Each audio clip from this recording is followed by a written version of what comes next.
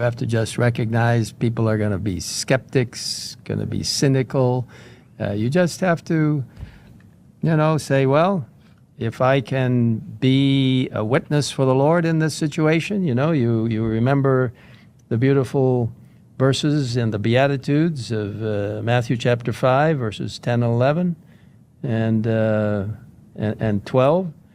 Blessed are those who are persecuted for righteousness' sake, for theirs is the kingdom of heaven. Blessed are you when they revile and persecute you, even on social media, if I can add that in, and say all kinds of evil against you falsely for my sake. Rejoice and be exceedingly glad, for great is your reward in heaven, and for so they persecuted the prophets who were before you. So when you recognize that the devil is involved in twisting truth, you then actually praise God that you can be a witness and help to set it straight. For instance, one of the independent journals, and I haven't seen it personally because I don't really look at it much at all, but I've been informed that when we received news that the nominating committee had gone in a different direction, that I burst into tears and was sobbing. Really? This is absolute falsehood, absolute lies. And why people would manufacture that without correct understanding and corroboration, I don't know. But it's just a form of the devil trying to create chaos instead of helping to establish truth.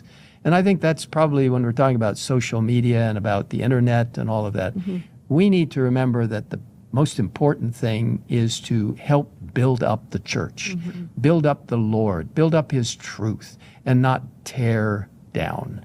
And that's why it's important for people to go to official church sources in order to find accurate news, as opposed to all kinds of salacious stuff that circulates everywhere. The Lord is his name, that strengtheneth the spoiled against the strong, so that the spoiled shall come against the fortress. They hate him that rebuketh in the gate, and they abhor him that speaketh uprightly.